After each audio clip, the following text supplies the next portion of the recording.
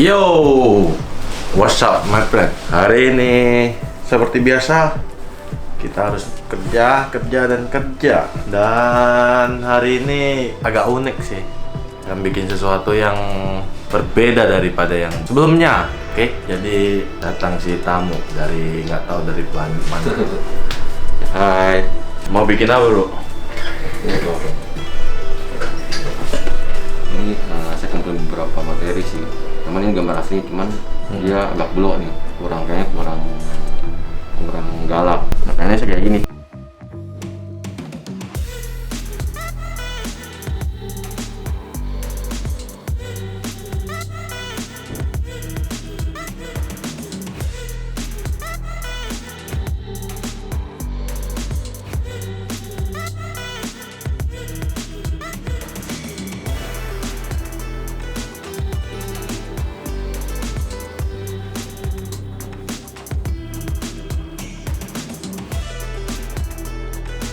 Halo, nama saya Candy, asal Jakarta. Saya datang ke sini mau nato sama Ko Hendry.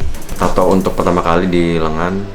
Harapan saya sih benar-benar hasil yang terbaik ya, karena Ko Hendry kan top banget lah pokoknya. Saya mau bikin tato ini karena saya lihat dari gambarnya tuh yang nggak ada arti khusus sih, cuman kayaknya lebih melambangkan buat saya tuh kayak persistence gitu, gigih gitu, kayak siap untuk berperang gitu sih.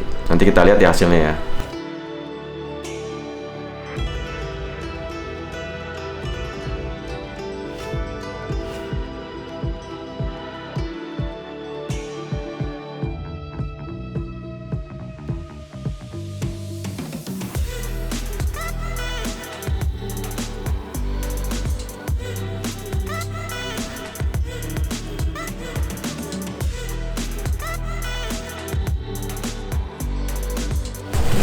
Mulai dari nol. Sekarangnya 2025.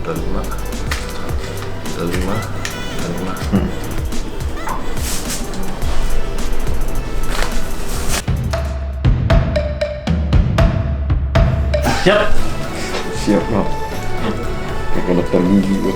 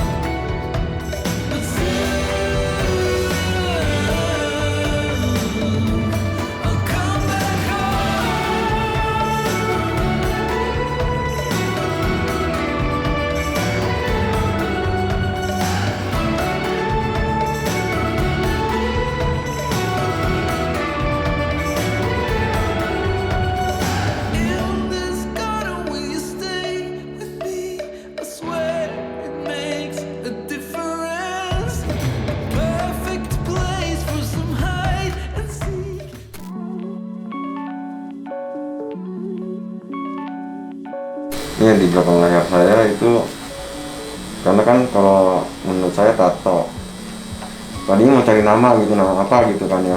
Kalau nama orang kan nggak mungkin menurut saya, karena kalau kita nato nama orang yang masih ada itu nggak ada maknanya. Makanya saya cari-cari, ya udahlah saya cari satu nama yang ya artinya Tuhan ya. Jadi harapan saya bisa terus jadi manusia yang bener lah di dalam hidup saya gitu. Saya nggak, tatonya nggak begitu sakit ya. Jadi kalian tahu gimana cara tato yang terbaik lah, jadi kita nggak merasa sakit banget sih gitu. Dan ini adalah tato saya yang kedua. Kalau untuk sama Ko Hendry yang pertama kali. Untuk kedepannya pengen yang ini, yang belakang tato saya ini yang mau dipercantik sama Ko Hendry. Di 3D-in aja sih.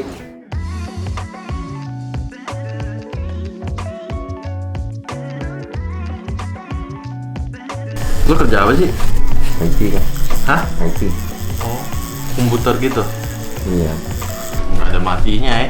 Ya banyak kan IT, ada yang buat program lah. Lu apa? Kayak security. Apa itu? Kayak ngejaga website supaya nggak dibobol dari hacker gitu-gitu. Oh, berarti lu bisa nge-hack gitu dong? Nggak, beda lagi, itu lebih ke teknikalnya, saya lebih ke strateginya. Lalu kalau nggak bisa nge-hack, lu mana tahu orang bisa? Kita ada pasang alat, terus saya ada tim saya juga yang ngeliatin gitu. Oh, pasang alat doang. Terus ada yang ibaratnya kalau kita video ada yang jago ngeditnya lah gitu, kita yang cuma ngarahin ini dan ini gitu. Udah lama? 4 tahunan. Emang bisa itu? Iya. Itu sekolah sih? Enggak lah, kursus sendiri juga bisa. Oh ya? Iya. Gampang kali berarti? Ya tergantung, dari YouTube juga kan banyak kayak gitu. Terus selain itu doang kerja lo? Iya itu doang Pak. Itu tiap hari kerjanya? Iya tiap hari, kantoran, biasalah. Ngapain sih? Kan udah ada alat. Ya kan kita butuh itu, bikin laporan, jagain hak akses orang-orang. Di kantor kan nggak semua orang boleh akses, kita yang nentuin. Ya, Kantor lu apa kantor yang lu ini? kantor yang saya kerja maksudnya. Ya kayak sederhananya aja, misalnya kita masuk sini kan ada beberapa yang boleh buka laci, ada yang nggak boleh kan gitu. Hak akses lah, yang penting hak akses dijaga gitu. Kita jagain, nggak sembarangan orang akses data, informasi.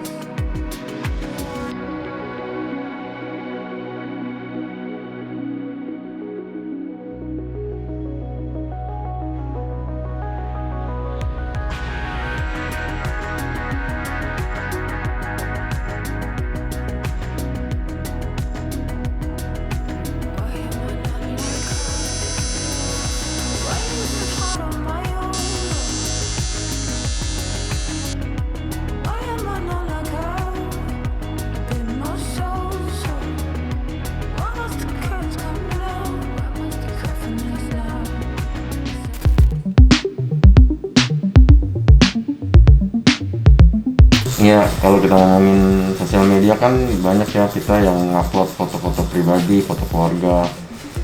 Nah, kita juga harus pinter nih, karena sosial media itu bukan untuk mempublikasikan data diri kita, karena kan data diri kita itu kan bersifat rahasia ya. Di situ ada nama kita, atau lebih alamat, nama telepon dan sebagainya, jangan disebar sembarangan, karena itu bisa dijadikan alat untuk sumber untuk bisa mengambil data informasi kita gitu. Sementara itu kan kita harus jaga, nggak boleh disebar di sosial media gitu sih, karena itu data kita bisa disalahgunakan oleh orang-orang yang tidak berhak.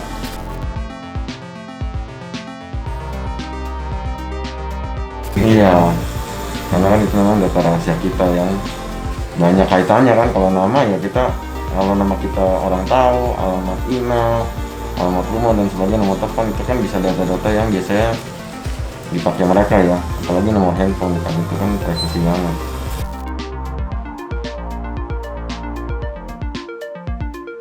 Nah itu dia, kalau kita ngomongin keamanan informasi, bukan hanya peristiwa-peristiwa yang berkaitan dengan internet, gadget, barang-barang high tech ya. Nah Di dalam rekaman informasi juga ada yang namanya satu kejahatan siber namanya social engineering. Jadi mereka mempermainkan psikis kita. Jadi mereka nggak butuh hebat buat coding atau ngehack nih, enggak. Mereka cuma mau mencuri data informasi kita lewat telepon. Gimana caranya mereka tahu? Ya banyak sih. Makanya yang tadi saya bilang salah satunya adalah sosial media gitu. Saya tahu misalkan nama si A, nama teleponnya A, saya hubungin. Dan biasanya social engineering itu atau phone scammer itu mereka menyatakan dirinya seakan-akan dari organisasi terpercaya, misalnya banking dan sebagainya. Bagaimana cara antisipasinya? Ya kita pastiin kalian dari mana, apa keperluannya, dan kita harus cross check ke organisasi yang mereka sebutkan itu benar gak ada kepentingan tersebut untuk menghubungi kita gitu. Jadi jangan asal kita percayalah, kita harus lebih teliti gitu. Untuk phone scammer kan banyak tuh yang menyatakan dirinya seakan-akan dari organisasi terpercaya kan, minta password e-banking kita dan sebagainya. Sementara bank nggak pernah minta itu. Jadi kita harus teliti lah benar-benar. Apalagi yang misalkan yang selamat Anda mendapatkan hadiah bla bla bla dari ini dan itu. Ya, kita harus telepon organisasi tersebut, cross check itu benar nggak.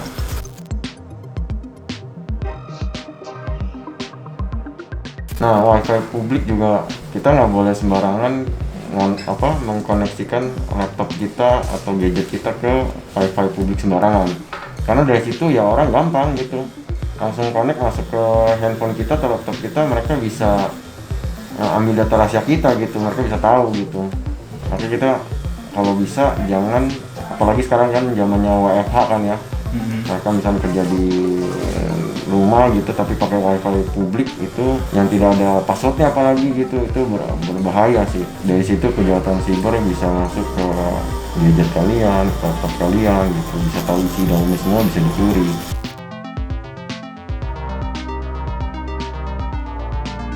Ketika kita pakai wifi publik, pastiin aja di handphone kita yang nggak ada data rahasia, data konfidensial apapun gitu. Ada catatan-catatan, misalkan password e-banking kita kan kadang lupa kan atau apa gitu, kita suka catat di handphone. Kalau bisa itu jangan sampai kita catat di handphone, pastiin aja di handphone kita atau di laptop kita nggak ada data pribadi kita gitu sih.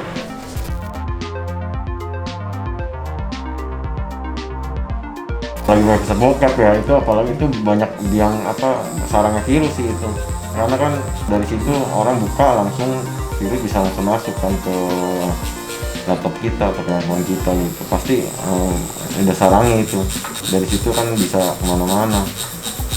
Makanya itu yang saya sampaikan, jangan buka website sembarangan lah gitu. Apalagi website yang berbau kayak bokep gitu-gitu yang nggak jelas. Website bokep ada yang resmi? Nggak ada, kalau ada juga gue bisa buka.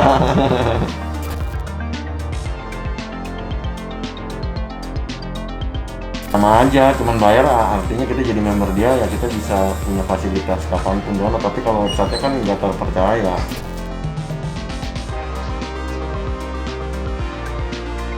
Judi online tuh itu juga banyak ya. Balik lagi, jagalah data pribadi kita dengan tidak sembarangan men-share ke orang-orang yang tidak penting, nggak ada kaitannya gitu. Karena data pribadi kita kan itu kan memang sumber segalanya ya, bisa dipakai untuk banking, ada e-banking di situ, ada nama kita dan sebagainya. Jadi jangan sampai sharing sembarangan orang lah gitu. Jagalah data diri kita tuh sebaik-baiknya gitu. Itu sih salah satu pesan. Jangan gampang percaya orang yang telepon dapat hadiah lah, terpilih dan sebagainya gitu sih.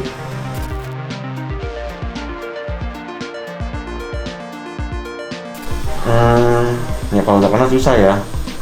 Kalau mau kita ngomongin antisipasinya lah. Kalau mencegah kena virus ya salah satu jangan masuk ke website sembarangan. Terus ada antivirus, itu hanya memitigasi resiko atau mengurangi resiko. Nah, untuk mencegah kena virus itu ya susah. Namanya virus kan saya bilang meskipun ada virus bisa kena juga. Untuk mencegah mengamankan data kita supaya nggak korup, nggak rusak ya, kalau bisa di backup data tersebut secara reguler, entah seminggu sekali, sehari sekali, data-data yang penting aja gitu, itu sih. Jadi ketika kena virus rusak kita udah ada backupnya, jadi nggak usah khawatir. Kan banyak orang nggak ada backupnya, sekali rusak ya udah selesai. Meskipun ada yang beberapa antivirus juga kalau misalnya kita kena virus bisa juga sih di apa namanya di heal ya, maksudnya diperbaiki, jadi bisa kebuka lagi filenya, ada antivirus seperti itu. Tapi karena untuk mencegah nih, kita kan takutnya virus yang kita bicarakan lah virus-virus yang tidak bisa disembuhkan, maksudnya tidak bisa diperbaiki kalau udah kena virus tersebut kan. Jadi backup itu salah satu antisipasi mendasar yang paling penting sih, backup data.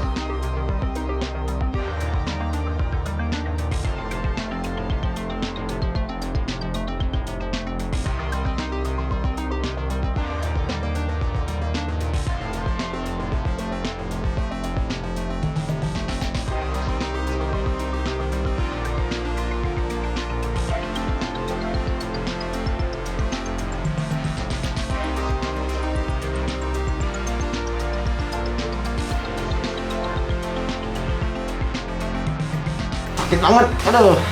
Kan biasa lu lihat di TV kan, putih itu orang itu lebay lah apalah. Sekarang ngalamin sendiri. Seberapa lama lu bisa tahan? Sakit banget. Seberapa lama lu bisa tahan? Nggak tahu, nggak tahan pokoknya.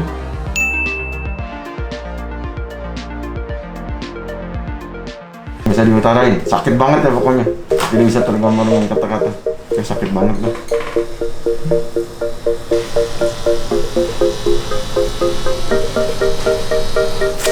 Alamak, gantengnya kau. Udah tato ganteng banget.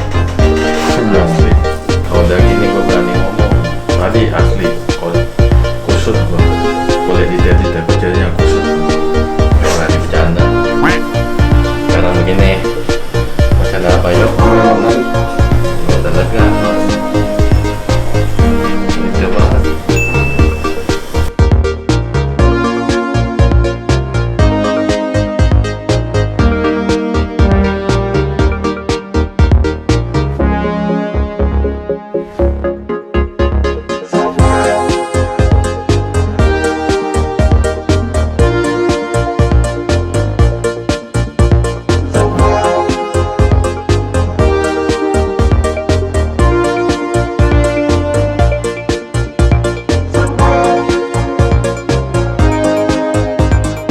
Jadi ini udah selesai guys. Hasilnya benar-benar di luar ekspektasi gua. Kalau nilai 1 sampai 10 11 lah. Cuma sakitnya ampun terakhir. Ini keren banget, benar-benar keren. Mantap, jos. Terima kasih Kak Hendrik. Sukses selalu.